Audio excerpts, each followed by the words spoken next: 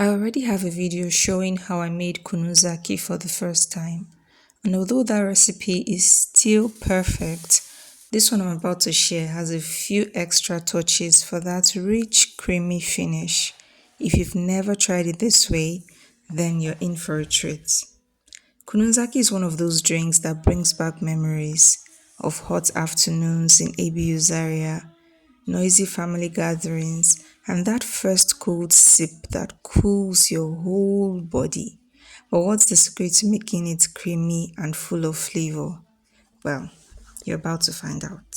Kunozaki is made with millet, Guinea corn, or a mixture of both. I found that mixing both gives the perfect, flavorful, creamy kunozaki. I like the flavor that millet brings, but on its own, it is not enough to give my kunozaki that creamy texture, and that is where the Guinea corn comes in. There are two variants of Guinea corn, the white one and this red one. It depends on the color that you would like your kunuzaki to lean towards. If you want it darker, choose the red Guinea corn. If you want it lighter, choose the white Guinea corn. For this recipe, I'm using equal parts of both grains. So I have half a mudu of Guinea corn and half a mudu of millet here. The first step is always to wash your grains thoroughly. So I washed them all together for about 3 times before I got the water running clear like this. And so after decanting the water for 3 consecutive times, I scooped out the grains gently into the buckets that I'm going to be soaking them in, just so that any sand that is in the grains will be left at the bottom. So it was around 9 a.m. when I was doing this, and after satisfactorily washing these grains clean enough, I just poured water to cover the grains and then covered this bucket and set aside till the next day. Later that evening, I proceeded with the next step of this preparation, and this is the first twist to my previous kunozaki recipe. Although I used fresh potatoes in that recipe, I'm using the dried sweet potatoes here because this is how kunozaki is traditionally made. For quantity, this is about a quarter of a mudu of sweet potatoes, so I got half a mudu and divided into two. Adding too much sweet potatoes is only going to make your kunuzaki lighter, and that's not what we're looking for. At the same time, I like to add enough so that I don't end up using too much sugar. Ideally, as the first step, you're supposed to pound the sweet potatoes and ginger together before washing and soaking. But it was so much work when I did it last month for the first time. And so I thought I could just get away with doing it like this time. It still didn't work. I got scolded and charged extra at the place where I went to grind. And yeah, I washed for a couple of times and the water ran clear just as you can see.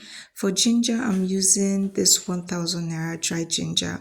I took my husband's advice and now use dried ginger because he's from Kaduna, the place where Kununzaki originated from. And I actually find that the flavor is truly more intense. But don't forget to pound the dried ginger first alongside the dried potatoes. To that mix, I'm also adding a tablespoon of cloves and a tablespoon of dried pepper for warmth. Now transferring all that into a separate bucket, I'll pour some water and cover to sit till the next day. Now, if I were using fresh sweet potatoes, fresh ginger, I would have no need to soak overnight.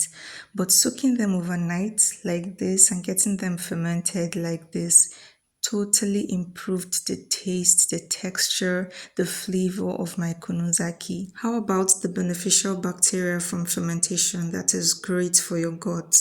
Look, if you start doing your konozaki like this, you will not look back. Anyway, let's check on these grains that have been soaking for 24 hours. You can already tell that fermentation has begun and the grains are all nice and soft. So I'm decanting that water because our konozaki does not have to smell to taste great. I still poured some more water over it, decanted that, and then transferred into a bowl and just scooped the grains out gently, just like I did at the beginning, because sometimes after soaking the grains, there is still some sand left under, just to be double sure that I'm not, transferring any sand to the next step of this preparation. And you can see that you can never be too careful. So just before I head out to grind these at the market, I'm going to take approximately 2 cups out of the 8 cups of my grains and transfer into the bucket with the sweet potatoes and the other spices. This step is important because it preserves the fresh flavor of the grains of the Guinea corn and the millet. Also, because I'm going to proceed to cook the larger quantity of the grains, this step of transferring some of those grains to the spices that are not going to be cooked is important in preserving some of that beneficial bacteria we spoke about, from being killed off during the heating process. So straight from the market after grinding, I just put some water on fire to let it boil thoroughly, and then I transferred the grains, only the grains, the Guinea corn and the millet in the bigger bucket into a pot. I like to do this as a fail-proof method so that if my pap making skills fail me, I'll just set the pot right on fire, because this step can make or mar the quality of your Kunun Zaki. It is supposed to cook through, and this can very easily be considered the trick to getting creamy Kunun Zaki. So I thought I had gotten it though, until I mixed and I realized, oh, this pot was too small after all. It didn't cook through, so I had to set it on fire. You see what I told you? Anyway, thank God for foresight.